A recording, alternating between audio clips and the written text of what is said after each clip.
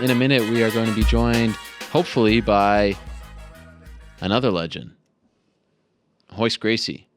As we talked about with Dave Meltzer at the top of the show, it was announced Friday, and they kept it pretty close to their vest, and that's definitely saying something. In 2015, no one was. I mean, there had been some hints here and there, but maybe some clues, some buzz, but no one was really talking about this except Ken Shamrock's blog accidentally tweeted it out and email blasted a whole bunch of reporters maybe 35 or so minutes before. What I think probably happened was, if you've ever done a blog before, you can time a post, WordPress, any kind of blog these days, you can put in the date and the time, and they probably thought that it was going to come at a certain hour, and it didn't. Maybe the show went a little longer, whatever. And they kind of spoiled it, because I think had that not come out, everyone would have been surprised that Royce Gracie is fighting Ken Shamrock in 2016. They're going to Houston.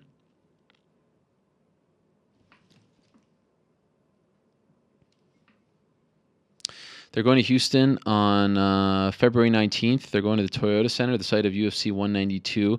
And Texas okayed the open weight stipulation, which means there's no weight class. They can weigh in at whatever they want. At least as of now, there might be some parameters, and we'll find out. But yes, it is true. They announced it. They also announced that the co-main event will be Kimbo Slice versus Dada 5000. I know there are a lot of people who don't know who Dada 5000 is. I suggest doing a little bit of research. It's not that hard to find out. This is a guy who was I don't want to call him a protege, but he was definitely a member of Kimbo's security team. And he went off to start promoting his own backyard fights. And this fight has been talked about in the past. I am surprised. I know another MMA journalist, Jason Floyd, was tweeting about this on Friday when it came out. I am surprised this fight isn't happening in Miami. Miami, not a great market historically for MMA fights, but when you have Kimbo Slice fighting another Miami product in the legendary Dada 5000, that's a fight that's got the 305 written all over it. It's not happening. It's happening in Houston. Main event is Royce Gracie versus Ken Shamrock 3. The last time Royce fought was 2007, June of 2007, against Kazushi Sakuraba, that infamous K1 Heroes Dynamite show at the LA Coliseum, of course, somewhat marred after the fact by that post-fight drug test. But he fought Ken Shamrock at UFC 1. Remember, he beat him in just 57 seconds on his way. It was in the semifinals of UFC 1, November 12th, 1993. Submitted him via rear naked choke. Ken was the wrestler. Gracie, of course, the BJJ practitioner. And then they ended up meeting again several fights later, not that many years or events later, but because of the tournament, several fights later, they met again at UFC 5 in April of 1995, and this ended up being one of the most anticipated fights at the time in UFC history. Not saying much, the organization was less than 2 years old, but it was a hugely promoted fight. Anyone who was somewhat interested in NHB at the time, combat sports, if you were even a pro wrestling fan and you had your ear to the streets, if you subscribed to Dave Meltzer's newsletter, you knew that they were going to rematch at UFC 5 in April of 1995. That fight ended in a draw, if you recall. And there's been some hints, some teases. People have brought it up. People have tried to make it happen, but they were never booked against each other until now. Once again, they are fighting on February 19th in Houston, and I will let you know that if you are in that area, tickets are on sale this Saturday, and you can get them on Bellator.com. So it's an announcement that has been polarizing, and like I said to Dave, I see a lot of people getting all worked up. I see a lot of people getting all upset about this, and this is no knock. I mean, when you're number two and there's that big of a gap and there's so many MMA events going on, you have to find a way to stick out. To me, the key is, A, it's not going to last forever. Of course not. I think everyone knows that. But the key is who else is on the card and what kind of promotion do they get? If it's, if it's card filled with these kinds of fights, well, then I think that's a tower that's going to collapse very quickly and without that much effort. But if it's card like MVP, in my opinion, has to be on that card. That is a guy that is young, that is promotable, that people want to watch, people want to talk about. Thus far, he's been pretty amazing for Bellator. He had that one decision, but for the most part, MVP is one of those guys on their roster who you have to go out and see. You have to make some time to see him. The biggest thing that I'm learning, and I didn't really have to learn, but the Scott Coker era reminds us that while the purists may have loved the Bjorn Rebney era, it didn't do them any favors putting on that many shows. I mean, maybe that's what they sold. Maybe that's what they thought was best at the time. But who can tell me, honestly, what happened at Bellator 108? I could sit here and talk to you about UFC 108. And again, not to compare, but at least with the events being somewhat spread out back in the day and the names being more established and recognizable, it's easier to remember. Those events blended together. It was so hard. They at the end, they were just noise. It was like it was impossible to differentiate one from the other. It was impossible to build new stars. It was impossible to get people to care about them. So here we are in 2016, and or about to be 2016, and Scott Coker is left with the roster.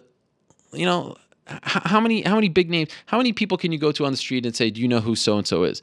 Great fighters, Chandler, Strauss, Pitbull brothers. They're great fighters, but they haven't broken through. And that was what? Bellator 145? And a lot of these guys have fought multiple times for Bellator. More than a handful of times. There's a problem there. But now, slowly but surely, with these bigger events, they're starting to separate themselves. They're starting to, they use the word tentpole. They're starting to mean something. But the key is to rub off on those guys to make them mean something. Yeah, people were upset, and I get it, that Strauss, Pitbull, Brooks, Held, they were overshadowed by the announcement. I don't really feel that way. Yeah, people were reacting to it, but people were talking about it, and that's what they need. That's what they want. They're not mad at it. They're not mad at it at all. They saw, if you didn't think that this was coming after what happened with Stephan Bonner and Tito Ortiz, and especially what happened after Shamrock and Kimbo in June, what were you thinking? This is coming and then some. It's going to keep coming until, you look at their last show, the Joe Warren show, the ratings were very bad. And then you compare that to the other events where they have these kinds of names, the Titos and all that, they're very good. So what would you do if you're in their position?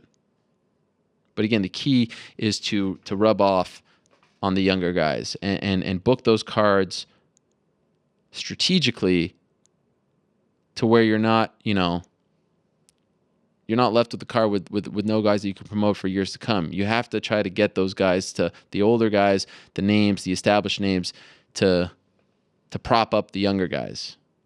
I'm very curious to see, especially on a card like that, who they put on it.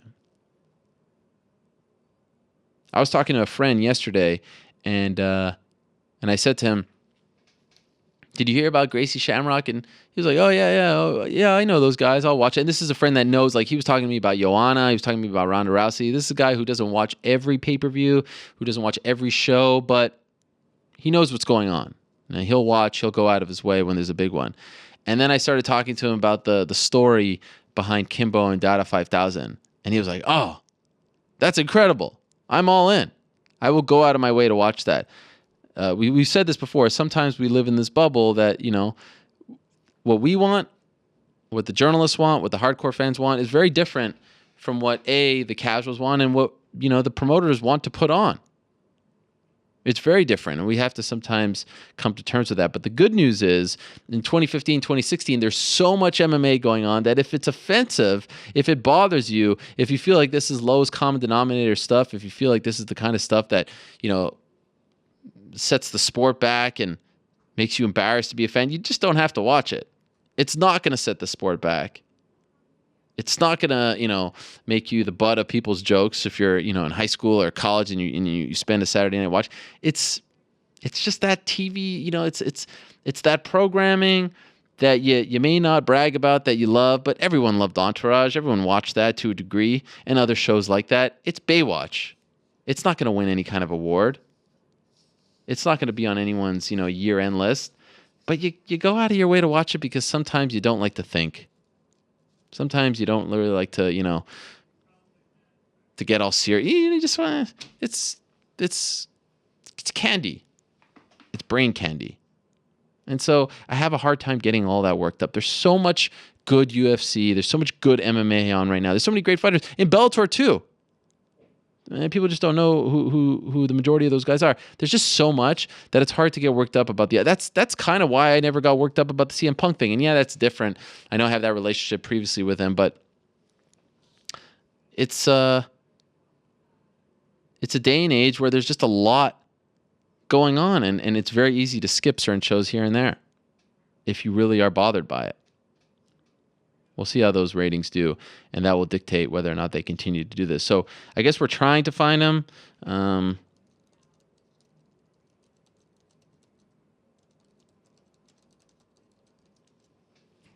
Hopefully we'll be joined by the legendary Royce Gracie any minute now. I am curious, by the way. Someone asked me of that.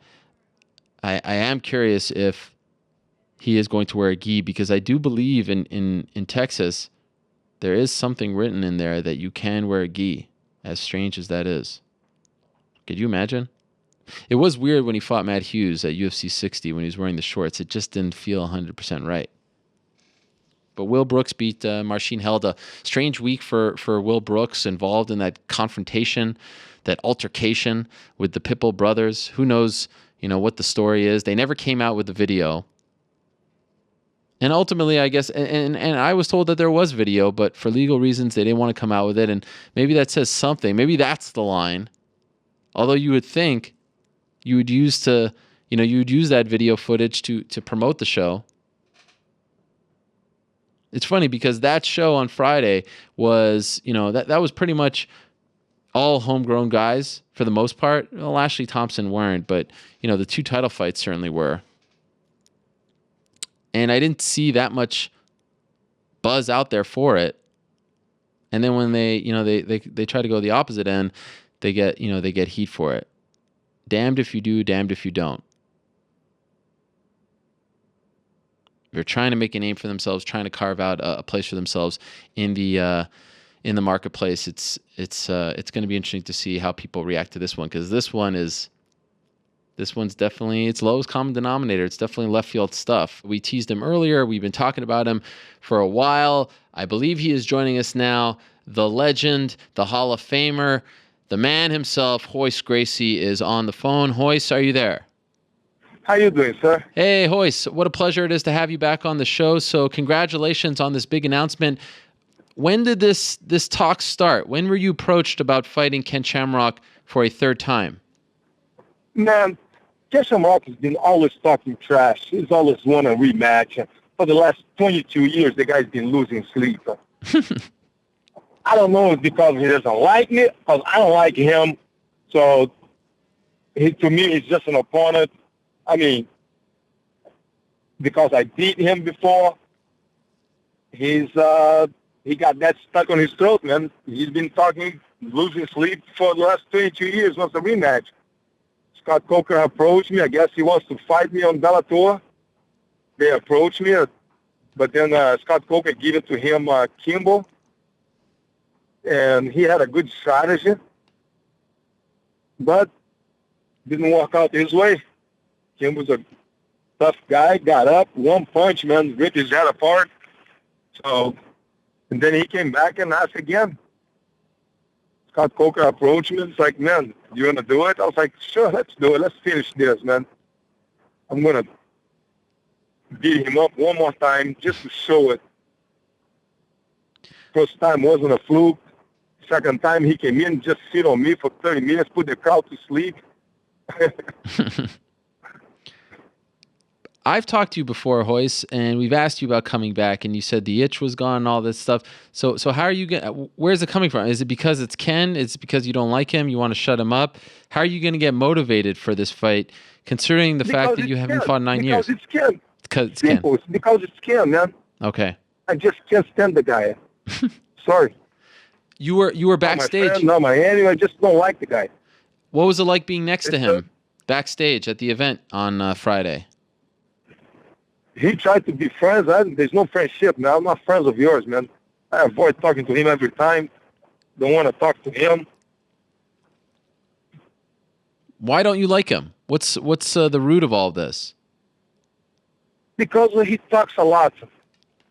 He talks a lot. He talks like he's the best fighter ever in the history of MMA. Hey, he lost to me in less than a minute. Second fight, sat on me, lay down on top of me, hold me down for 30 minutes, 36 minutes. So, and he claims that he's the best fighter ever. The dangerous man, the most deadliest man. Yeah, right. So was Ken the only guy that would be able to bring you back? Man, when you're a fighter, you're a fighter. Yeah. I tried to step away, tried to look away, tried to pretend I didn't have the itch. But hey, as soon as Scott Coker approached me, man, I was like, let's do it. You know what? First I was like, yeah, I play hard to get. No, I'm not interested. But right away I went home and was like, yes, I'm going to do this. Is this one and done for you, or are you back as an active fighter for Bellator? It's one at a time. Okay. I always sign one fight contracts. I never signed multiple fights. So I always sign one fight only. So this is an open weight fight. How much do you expect to weigh in the fight at the weigh-ins? About 180. And what do you think he's going to weigh? The normal 215, 220. That's where he walks around. I'm guessing. How much do you wait for Kimbo? Oh, I think it was like 203, if not less than that. Is it? What was it? It might be about that, yeah. Yeah. So it might be about 205. So given your history, you're not really concerned about the weight advantage, right? Nope, not at all, man. Got plenty of heavyweights to train with. Who are you going to train with? Hoyle is going to be the main coach. Who's that? Horian? Hoyle. Wow, okay. And are you going to bring in specific guys? I have some guys, yes, some heavyweights that can imitate his style. So. When does the camp start? I already did. Oh. Before the announcement? I knew a bit about this about almost a month ago. Oh. So we just couldn't say anything. Couldn't talk to anybody. I've been avoiding answering my phone. Was that hard to keep it a secret? Oh, yes. Yeah.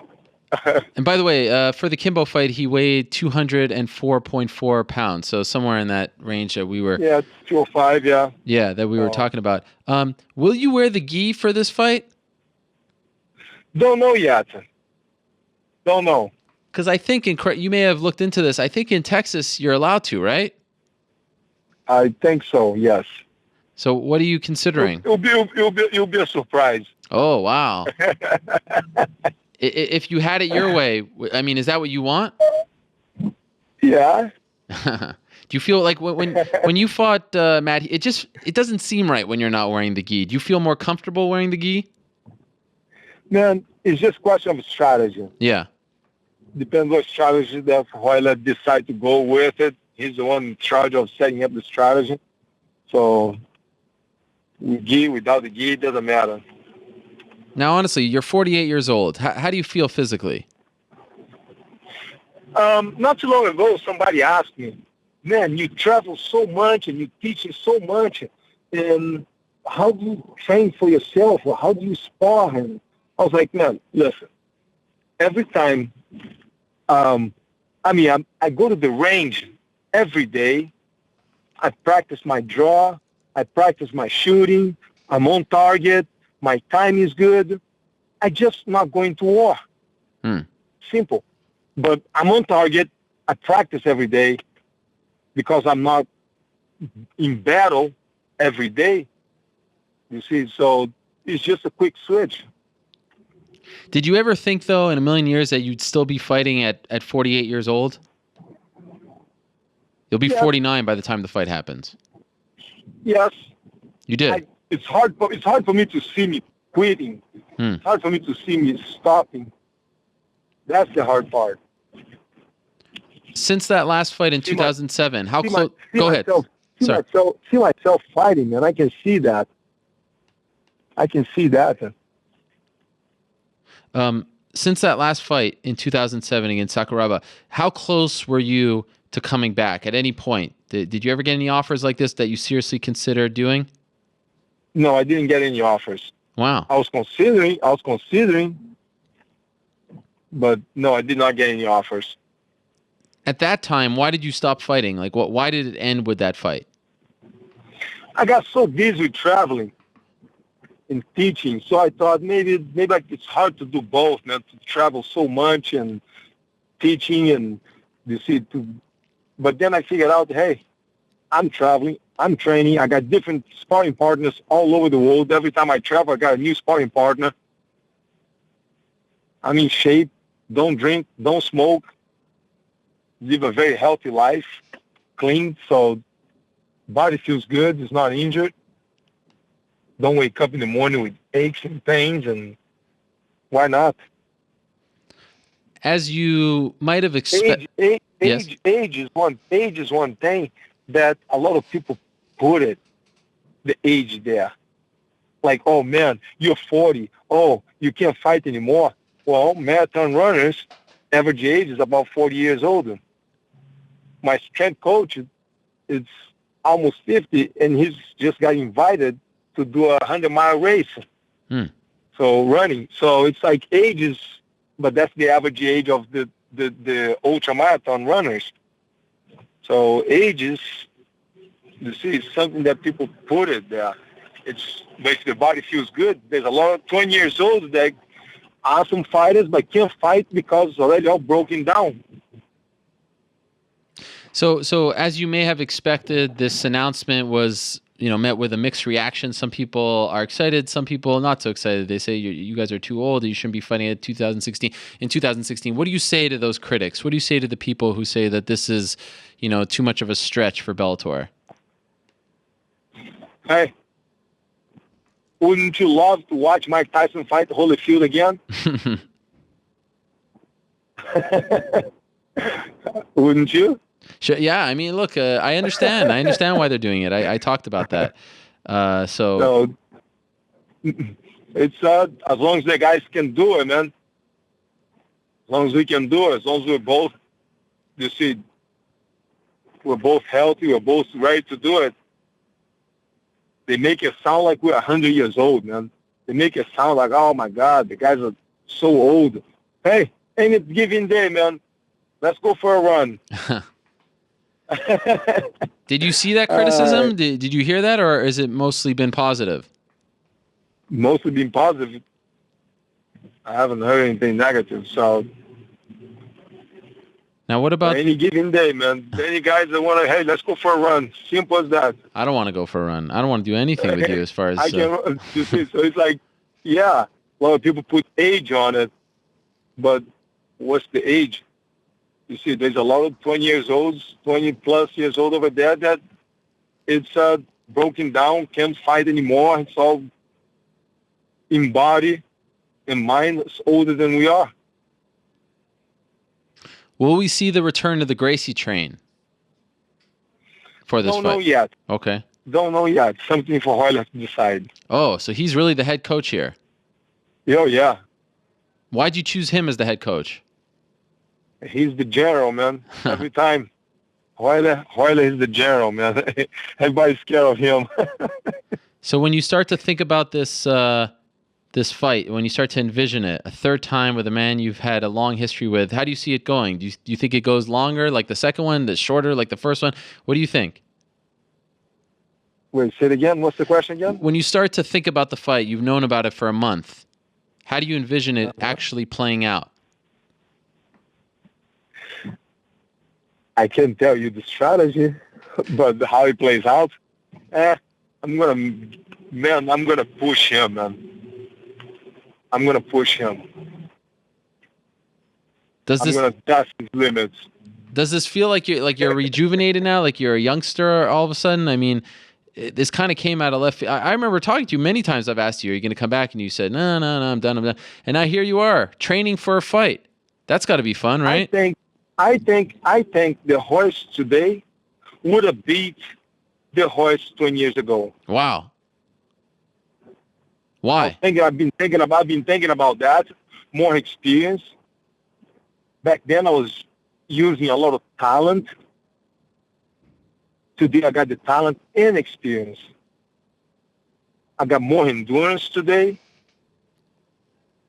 And I'm the same weight. First UFC, I was 176, 178. Right now, I'm walking around 178, 180. So about the same weight. So it sounds to me like if all goes well, you're going to keep fighting. Time will tell.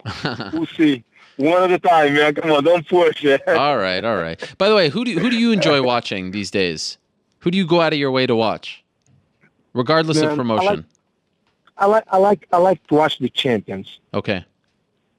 They are the champions because they know how to use strategy, not just come in to duke it out in a bloody mess. And I like the guys, the champions, man, because they use a lot of strategy. They know how to face the fight. They know how to take the opponents out of their game. And, man, all of them, all the champions.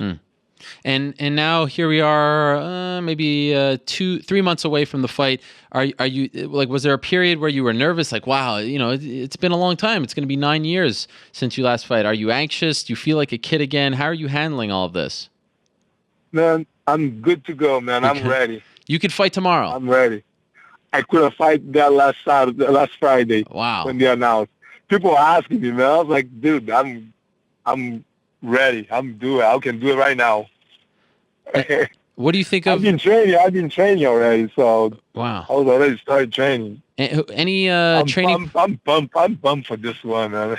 I can see the smile. I can feel it as you speak. Any training partners that we know of? Any guys that you're bringing in?